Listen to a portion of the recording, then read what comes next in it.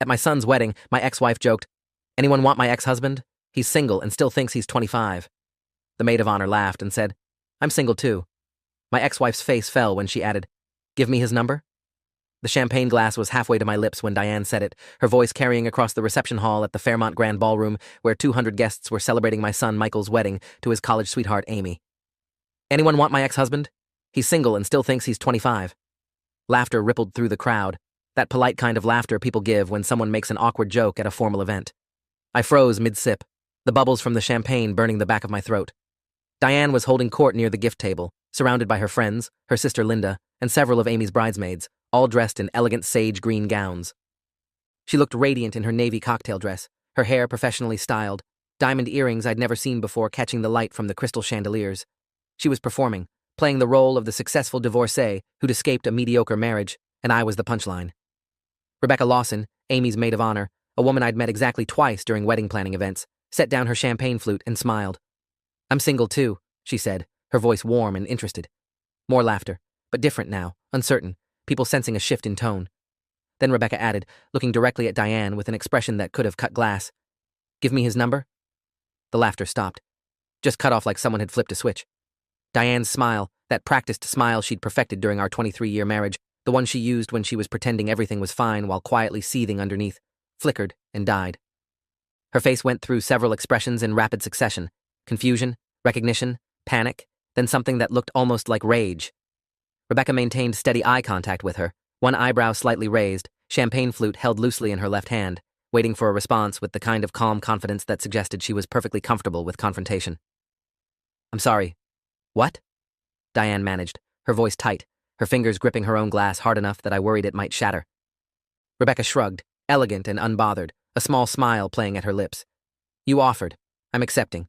Your ex-husband seems lovely, and I'm genuinely single. So, what's his number?" She turned to me, still frozen with my champagne glass suspended in midair, and smiled with what appeared to be real warmth, not pity, not mockery, just genuine interest. "Unless you're going to tell me she was lying about you being available?" I found my voice, though it came out rougher than intended, scratchy from champagne and shock. "I'm available."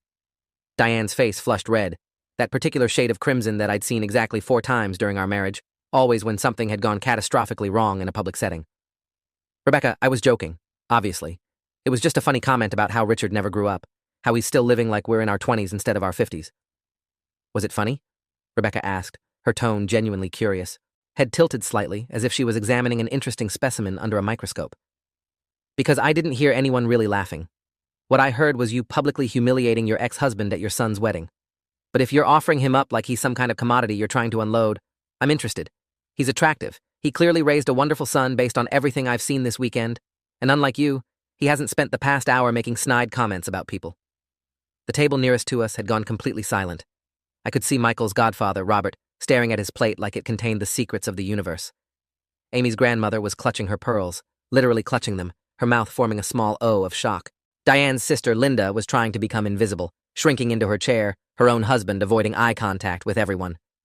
"Rebecca, this is inappropriate," Diane said, trying to regain control of the situation, her voice taking on that authoritative tone she used at work when managing her team of analysts.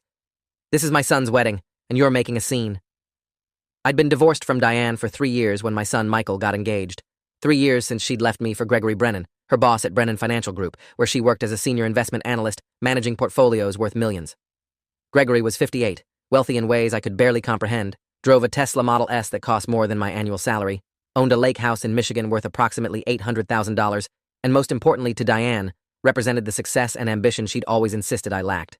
I was Richard Holloway, 51 years old, high school history teacher at Lincoln Academy for 26 years, coach of the varsity debate team that had won state championships 3 years running, moderate runner who'd completed 8 half marathons, reader of historical biographies and presidential memoirs, and according to Diane's carefully constructed narrative, a man who'd wasted his considerable potential settling for a comfortable life instead of chasing wealth and status. We'd met in college at Northwestern University, both of us 21, me majoring in history and education, her in economics and finance. We'd married at 25 in a small ceremony at her parents' church, had Michael when I was 27 and she was 26, and for 2 decades I'd genuinely believed we were happy. I'd been catastrophically wrong. The signs had been there for years, I realized later, during the long nights after the divorce, when I'd lie awake in my new apartment replaying our marriage like a film I could pause and examine for clues. The comments had started small during our last 5 years together, little cuts disguised as observations or helpful suggestions. Gregory just bought his wife a Mercedes for their anniversary, a GLE 450, fully loaded. Must be nice to have a husband who values success enough to earn that kind of money. The Thompsons are renovating their kitchen. Amy Thompson showed me the plans. $35,000 for custom cabinets and marble countertops. Can you imagine having that kind of disposable income? Actually being able to improve your home instead of just maintaining it? I saw my college roommate yesterday at the club. Her husband made partner at Winston and Strawn. She said they're going to Italy for 6 weeks, staying in villas, taking cooking classes in Tuscany. When's the last time we went anywhere more exciting than your parents' cabin in Wisconsin? I'd tried to engage, tried to explain that I found genuine fulfillment in teaching, that money wasn't everything, that we had a good life with health and stability, and a son we both loved. She'd smile, that same smile from the wedding reception, tight and patient, and say she understood. She didn't understand. She couldn't understand, because for Diane, happiness had always been measured in external markers of success. 6 months before she left, I'd overheard her on the phone with her sister Linda, sitting in our bedroom while I was in the hallway outside, a basket of laundry in my hands, frozen in place by the coldness in her voice. I love Richard, but I'm not in love with him anymore. He's just so settled, content with mediocrity. I need more than a man who thinks a successful weekend is grading papers and watching PBS documentaries about the Roosevelts. Linda, I'm 50 years old. I don't want to wake up at 60 and realize I wasted my life with someone who had no drive, no ambition, no desire to build something significant. I'd stood there in the hallway, laundry basket growing heavy in my arms, and felt something fundamental crack inside me. Not break, not yet, but crack enough that I could see the fissure running through the foundation of our marriage. When she filed for divorce 3 months later, served by a process server who came to Lincoln Academy during my planning period, I wasn't surprised, just profoundly sad. Michael, 24 years old and working as a software engineer at a startup in Chicago making $90,000 a year, had struggled intensely with the divorce. He loved both his parents, understood intellectually that people grew apart, but Diane's narrative about why our marriage failed bothered him deeply. Mom keeps telling me you didn't try hard enough, he'd said over lunch at our regular monthly meeting at a sandwich shop near his office. That you gave up on ambition after I was born, that you could have been a professor or a principal or gone into educational consulting, but you chose to stay comfortable. She makes it sound like you failed her. What do you think? I'd asked, genuinely wanting to know if my son believed his mother's version of events. Michael had considered it for a long moment, thoughtful in that way he'd always been, even as a child, carefully weighing his words. I think you're happy teaching. I think you're really good at it. I remember when I was in high school and kids would come up to me and tell me your class changed how they thought about history, made them actually care about understanding the past. I think Mom wants different things than you do, and that's okay. People are allowed to want different things, but it doesn't make you wrong for wanting what you want. He'd paused, taking a bite of his turkey sandwich. Also, I think Mom's definition of success is kind of shallow. You measure your life in students who went on to become teachers or politicians or activists because you inspired them. She measures hers in portfolio performance and annual bonuses.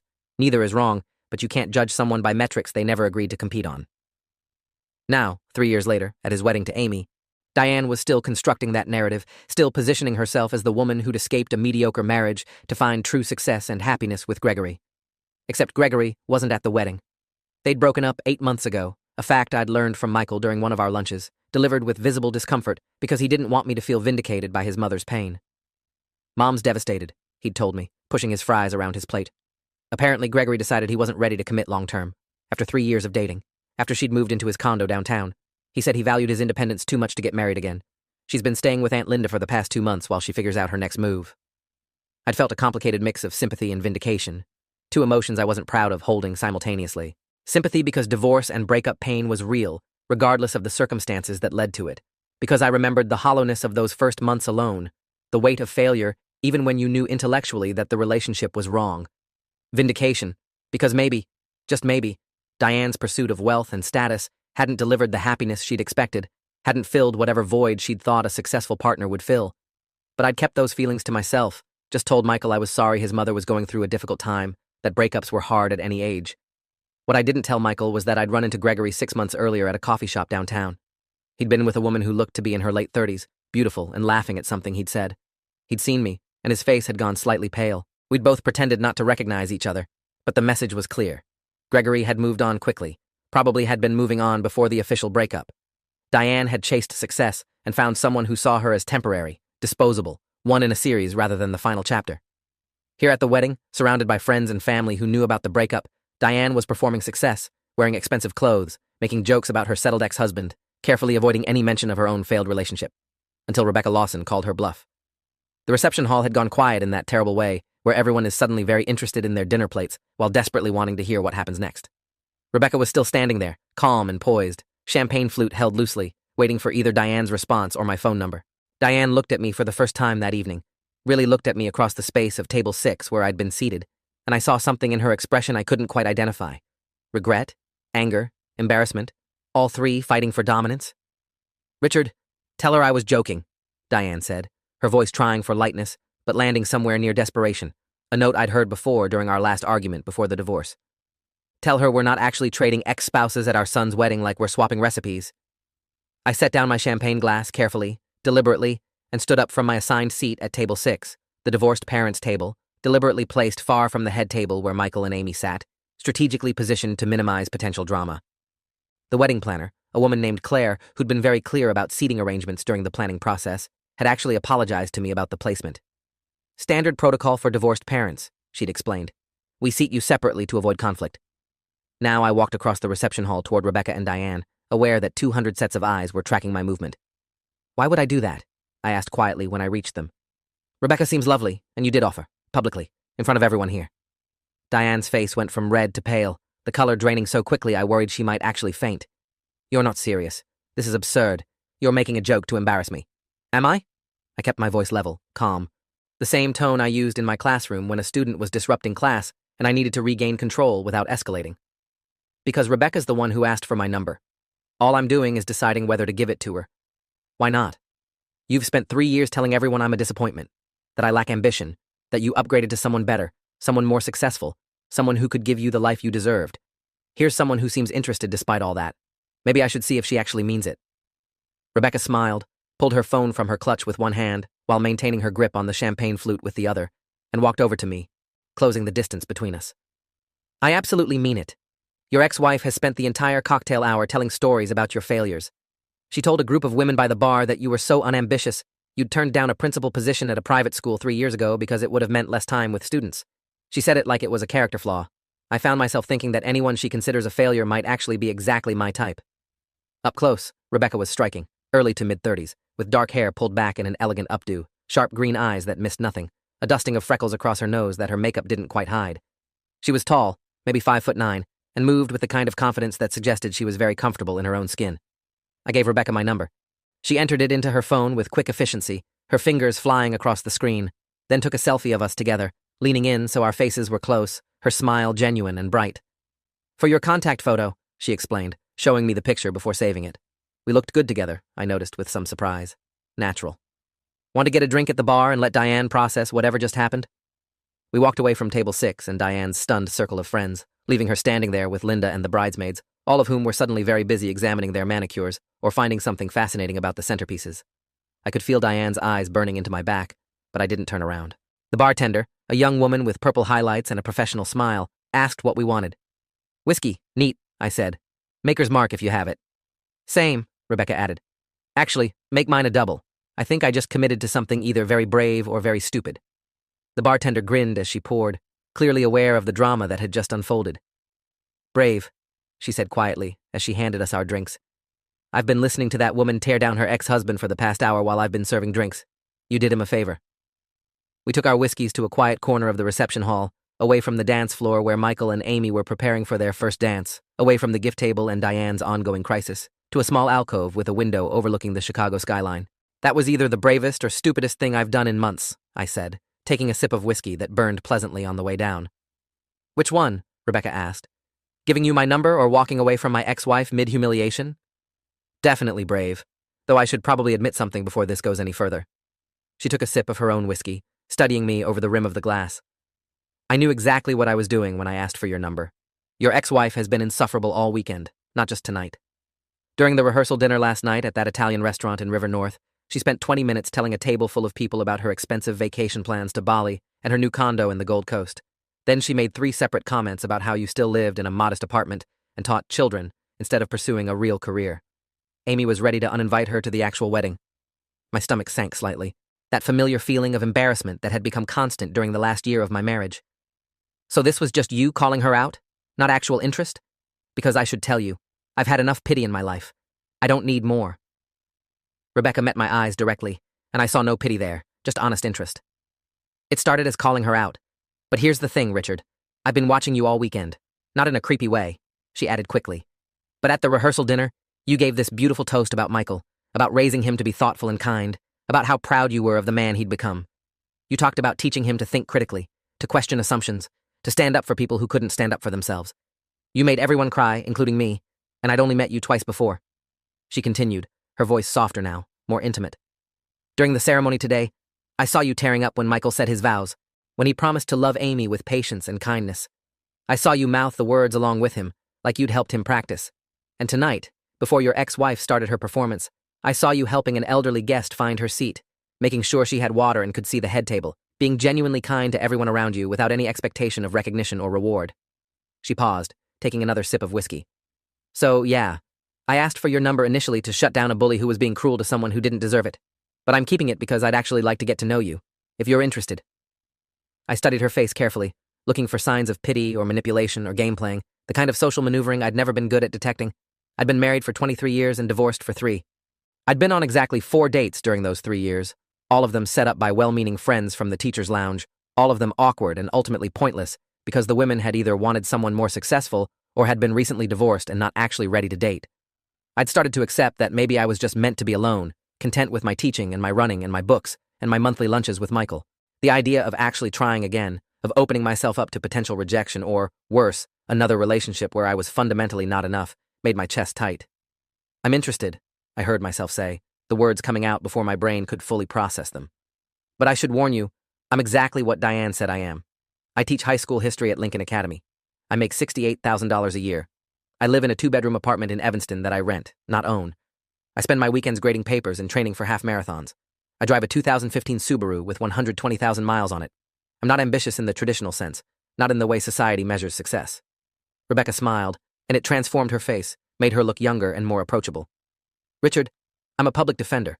I make $53,000 a year representing people who can't afford attorneys, most of whom are guilty of something even if not always what they're charged with. I live in a studio apartment in Logan Square that's approximately 450 square feet, including the bathroom. I spend my weekends preparing case files and volunteering at a legal aid clinic helping people navigate housing court. I drive a 2012 Toyota Camry that my dad gave me when he upgraded. If your ex-wife thinks you lack ambition, she'd consider me a complete failure who wasted a perfectly good law degree from Northwestern. She paused. But I love my job. I believe in what I do. I think everyone deserves a competent defense regardless of their ability to pay. And I'm perfectly happy with my life, even if it doesn't look successful by conventional standards. So maybe we're exactly the right kind of unsuccessful for each other. We talked for an hour, standing in that alcove while the wedding reception swirled around us. She told me about her work, about the case she'd just won where she'd gotten assault charges dismissed against a homeless man who'd been defending himself, about her decision to become a public defender despite her law school classmates pursuing positions at corporate firms that paid 3 times as much. I told her about teaching, about the student who'd emailed me last month to say my AP US history class had inspired her to major in political science at Georgetown, about my debate team that had just qualified for nationals. We talked about books. I'd just finished Ron Chernow's biography of Ulysses Grant. She was reading Brian Stevenson's Just Mercy. We talked about music, running, the specific anxiety of watching people you care about get married and wondering if you'd ever find that kind of connection again. At 9:15 p.m., Michael and Amy found us in our alcove. Dad, Michael said, looking between me and Rebecca with poorly concealed delight spreading across his face. Everything okay? Mom said you were being weird, quote unquote, and that Rebecca was taking advantage of you or something equally ridiculous. Define weird, I said, noting that Michael was trying very hard not to smile. Amy, beautiful in her wedding dress that had cost more than my monthly rent, grinned openly. She'd never particularly liked Diane, I'd learned during the wedding planning process. She said you were flirting with my maid of honor to spite her, to embarrass her in front of her friends. Rebecca, please tell me you're actually interested, and not just being nice because my new mother-in-law was being terrible. Rebecca laughed, genuine and warm. I'm actually interested. Your father-in-law is far more interesting than your new mother-in-law suggested. In fact, he's pretty much the opposite of everything she described. Michael hugged me, a real hug, the kind we'd shared less frequently as he'd gotten older, but that still meant everything to me. Good. Mom's been awful all weekend. She keeps making comments about Dad not being successful enough to afford a gift like Gregory would have given us. She actually said that to Amy's parents during the cocktail hour, compared what you gave us to what Gregory probably would have given if they were still together. For the record, Dad, the first edition signed copy of The Federalist Papers you gave us is worth more to me than anything Gregory could have bought. I'm a history nerd because of you, and that gift shows you actually know me. Gregory sent a check, Amy added, her voice dripping with disdain. $3,000. Very generous, very impersonal, very, I have money, but no idea who you actually are. Your gift made us cry.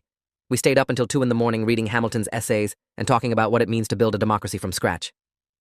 They drifted back to their other guests, but not before Michael squeezed my shoulder and whispered, I'm really glad you're here, Dad. And I'm really glad you're talking to Rebecca. You deserve to be happy.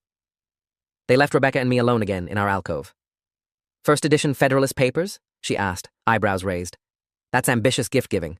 Actually, those aren't cheap. Took me 6 months to find it through a rare book dealer in Boston and cost most of my savings, I admitted. About $4,000, which is absurd for a book, I know. But Michael loves early American history. When he was 12, we spent an entire summer reading the Federalist Papers together and discussing the debates between Hamilton and Jefferson. It felt right, more meaningful than furniture or cash. That's beautiful, Rebecca said softly. That's the kind of gift that shows you actually know someone, that you pay attention to what matters to them. Money's just money. Thoughtfulness is rare. At 10:30 p.m., Diane found us. She'd been drinking, I could tell immediately, enough that her carefully maintained composure had started to slip, her words slightly slurred, her movements less controlled. Richard, can we talk? Privately? Her voice had that edge it always got when she was angry, but trying to pretend she wasn't. I looked at Rebecca, who squeezed my hand, a gesture that felt both supportive and intimate. I'll get another drink. Find me when you're done. Diane led me outside to the hotel terrace overlooking the Chicago skyline, the terrace that had probably been photographed extensively during the cocktail hour. The September air was cool, comfortable, the kind of evening I'd always loved, that perfect temperature where you didn't need a jacket but could feel the promise of autumn coming. The skyline was beautiful, lit up against the darkening sky, the kind of view that normally would have made me appreciate the city I'd lived in my entire life. What are you doing? Diane demanded, her voice sharp, angry, abandoning any pretense of civility now that we were alone. What am I doing? I'm talking to a woman who seems interested in me.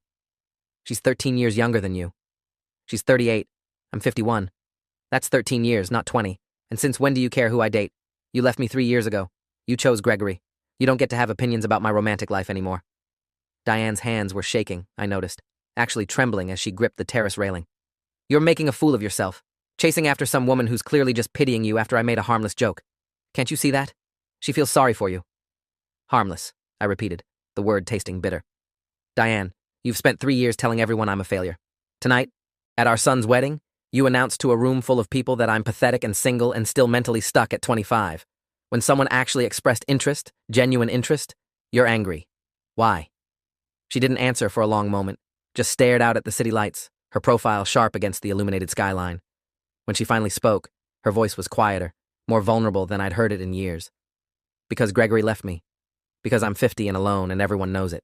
Everyone at this wedding knows that the man I left you for, the man I told everyone was so much better, so much more successful, dumped me after 3 years. And seeing you potentially happy with someone makes me feel like maybe I made a mistake, like maybe I threw away something good chasing something that looked shinier. There it was. The truth under the performance. The real reason for the jokes, the put-downs, the need to make me seem pathetic. If I was pathetic, then leaving me had been justified. If I was a failure, then her choice to pursue Gregory made sense. But if I was actually fine, actually capable of being happy and finding someone who appreciated me, then maybe she'd made the wrong choice. You want me to be alone so you don't feel bad about your choices, I said quietly. That's not fair, Richard. No? You've spent 3 years tearing me down to justify leaving me, making sure everyone knows you upgraded. Except you didn't upgrade, did you? Gregory was never going to commit. You were convenient, available, already established in your career. But when it came time to actually build a life together, he chose his independence over you. And now you're angry because maybe, just maybe, the man you left is going to end up happier than you are. She flinched like I'd slapped her. That's cruel. Is it? Or is it just honest? Diane, I loved you. Past tense, loved. For 23 years I loved you. I thought we were building a life together. I thought we wanted the same things. A family, meaningful work, a comfortable home. But we didn't want the same things. You wanted wealth and status and excitement. And that's fine. People are allowed to want those things. But you can't keep making me the villain in your story just because I wanted different things than you did. I don't know how to be happy alone, she whispered. And for the first time since our divorce, I saw genuine vulnerability in her face. Then figure it out, I said, not unkindly. Go to therapy, travel, join clubs, do whatever you need to do. But Diane, you need to stop using me as your excuse for why things didn't work out the way you planned. I'm not responsible for your happiness. I never was. Even when we were married. That's something you have to find for yourself. Did you find it? She asked. Are you happy? I thought about it honestly. I'm content, I love my job. I love my students. I love watching Michael build his life. I love my running and my books and my debate team. Could I have more money or a bigger apartment or a fancier car? Sure. But would those things actually make me happier? I don't think so. I think I have exactly what I need. And Rebecca? I don't know yet. Maybe she's someone who could add to that happiness. Maybe she's not. But I'd like the chance to find out, and I'd appreciate it if you'd stop trying to sabotage that before it even starts. I walked back inside, leaving Diane on the terrace staring at the skyline. Rebecca was at the bar talking to Amy's parents, Mr. and Mrs. Delgado, laughing at something Amy's father had said. When she saw me, she excused herself and came over, searching my face for signs of damage. How'd it go? She admitted she's been tearing me down because she's unhappy and wanted me to be unhappy too. She's jealous that I might find someone when she's alone after her relationship with Gregory imploded. Rebecca's expression softened with understanding. That's sad. For her. Yeah. But it's not my problem anymore. I spent 23 years trying to make her happy. I can't spend the rest of my life letting her make me miserable. The wedding ended at midnight. Michael and Amy left for their honeymoon in Greece, 2 weeks island hopping that they'd saved for over a year. Rebecca and I exchanged numbers again, redundantly, just to be absolutely sure. We stood in the hotel lobby while other guests filtered out, calling Ubers and retrieving coats from the coat check. Can I take you to dinner? I asked, suddenly nervous in a way I hadn't been since I was 25, asking Diane out for the first time. Somewhere not fancy. I know a great Thai place in Evanston that serves the best pad see ew I've ever had. Very casual, very unpretentious. Friday night? Rebecca asked. I'm in court all day Thursday and Friday, but I should be done by 6. Friday works perfectly. I'll pick you up at 7? She wrote her address on a cocktail napkin, Logan Square, an apartment building I didn't recognize but could find easily enough. It's a date, she said, then stood on her toes and kissed my cheek. Thank you for being brave tonight, for giving me your number, for walking away from someone who was hurting you. That takes courage. We went to dinner on Friday at Sticky Rice, the Thai place I'd mentioned. Rebecca ordered the same dish I did, pad see ew with extra vegetables, and we spent 2 hours talking about everything and nothing. She told me about her week in court, about getting a deal for a client that would mean probation instead of prison time. I told her about my debate team's practice, about preparing them for nationals. We discovered we'd both been to the same used book warehouse on the north side. Both loved hiking in the Indiana dunes. Both had complicated relationships with our mothers. On Sunday, we met for coffee at Everybody's Coffee in Uptown. Rebecca brought case files to work on, I brought papers to grade. We sat across from each other at a small table, working in comfortable silence, occasionally sharing interesting bits from what we were reading. Listen to this argument, she'd say, reading from a brief. This prosecutor is trying to claim my client's poverty as evidence of criminal intent. That's absurd, I'd respond, then share a particularly insightful essay from one of my AP students. It felt natural, easy, like we'd been doing this for years instead of days. The following Saturday, we went for a hike along the lakefront, starting at Montrose Beach and walking south to Navy Pier and back, about 8 miles total. Rebecca kept pace easily, her stride matching mine, both of us comfortable with extended silences, punctuated by observation about the boats on the lake or the architecture of the buildings we passed. I was engaged once, Rebecca told me as we stopped to rest at the North Avenue beach. 5 years ago. Called it off 3 months before the wedding. What happened? He wanted me to quit public defense and join his father's corporate law firm. Said I'd make 3 times as much money, that we could buy a house in the suburbs, that I was wasting my potential representing criminals.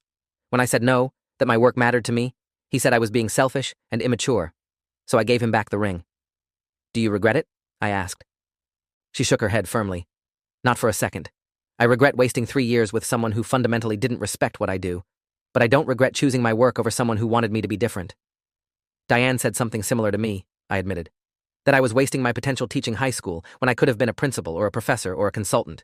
That I was being selfish choosing a job I loved over a job that paid better. I think that's when I realized we weren't going to make it. When she said choosing meaningful work over lucrative work was selfish. It's not selfish, Rebecca said firmly. It's honest. Most people spend their lives doing work they hate to buy things they don't need to impress people they don't like. We're lucky enough to have found work we believe in.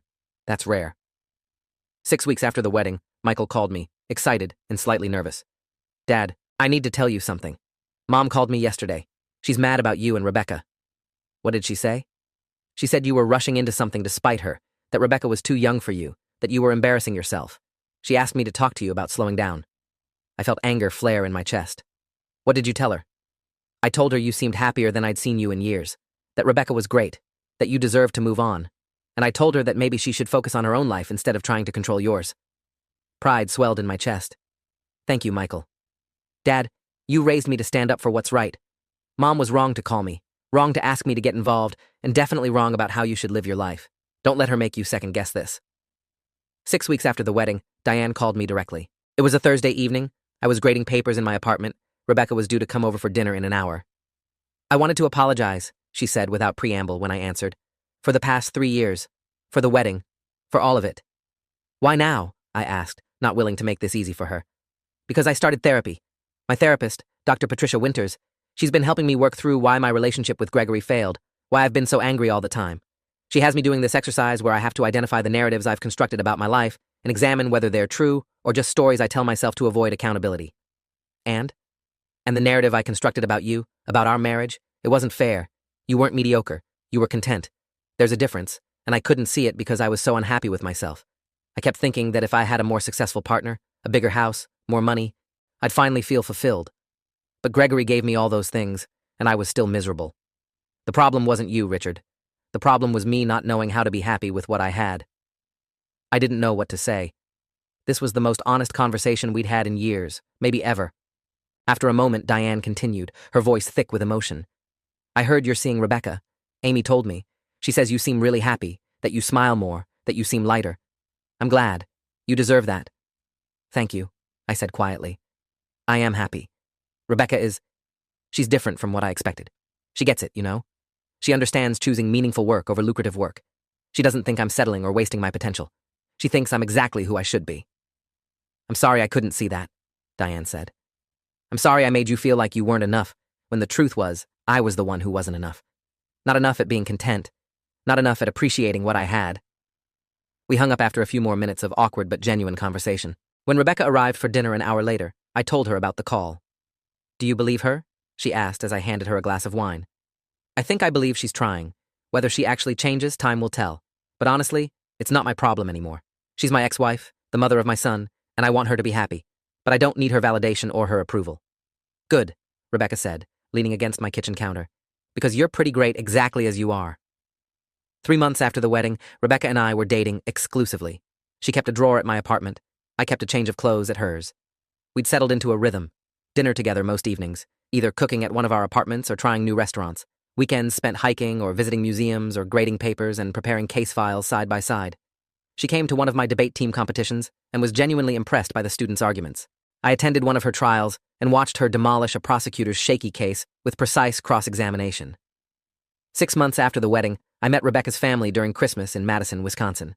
Her parents, both retired middle school teachers, loved hearing about my classroom strategies and my debate team's recent national competition.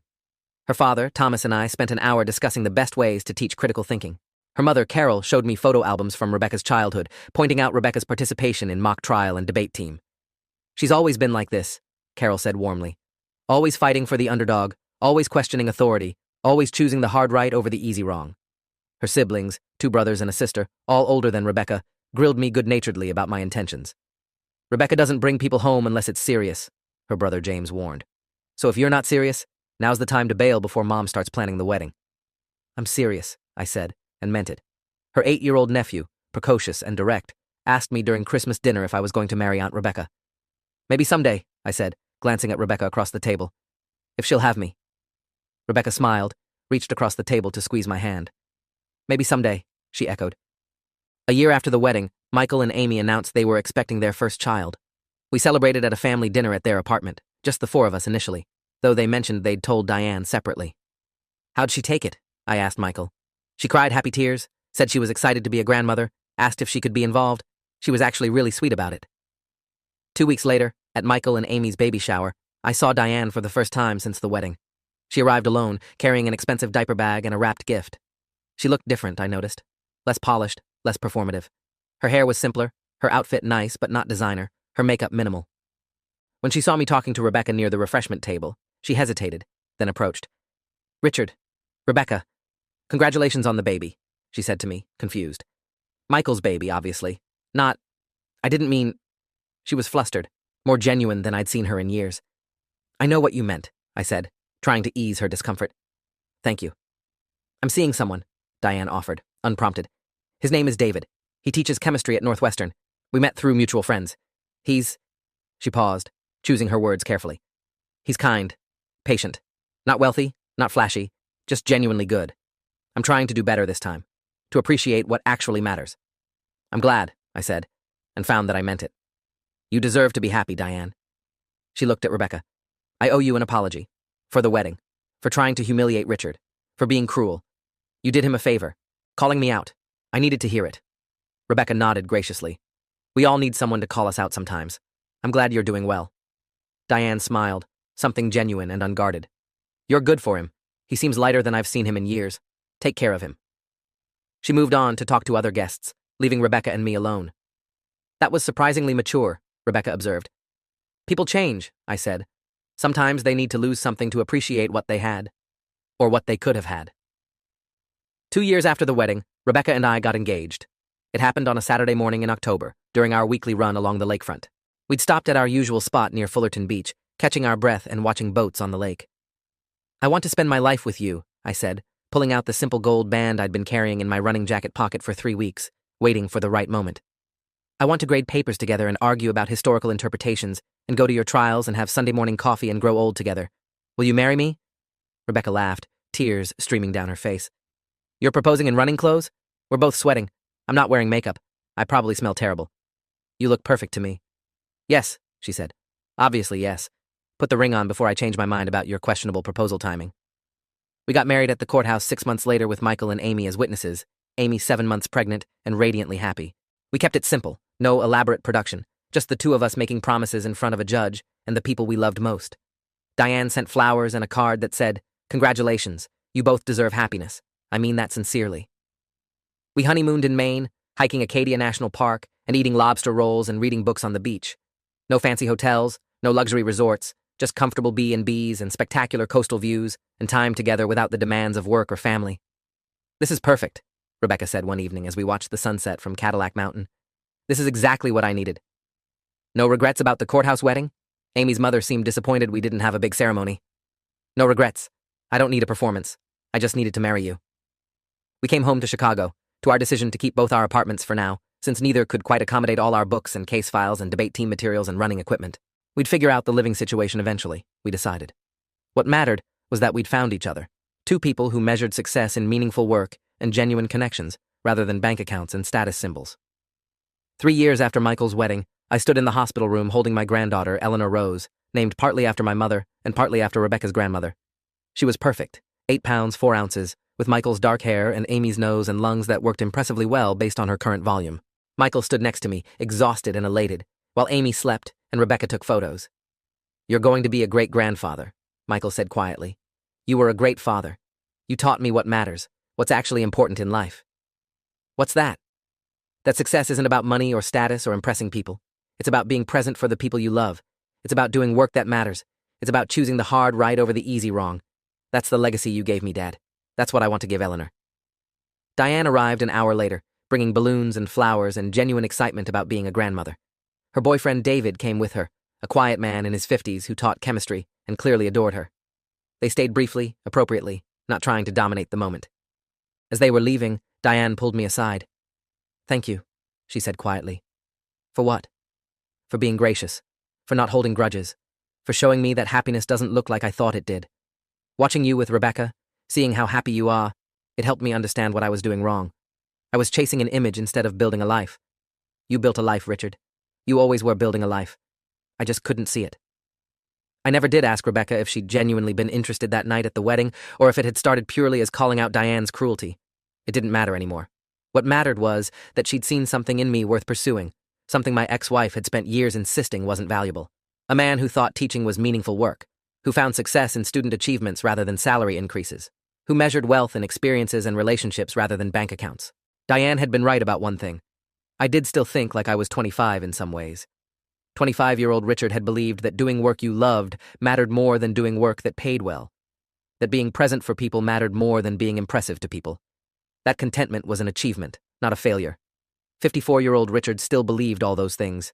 The difference was that now I had a partner who believed them too, who thought my contentment was attractive rather than pathetic, who measured my worth by the lives I'd touched rather than the money I'd earned.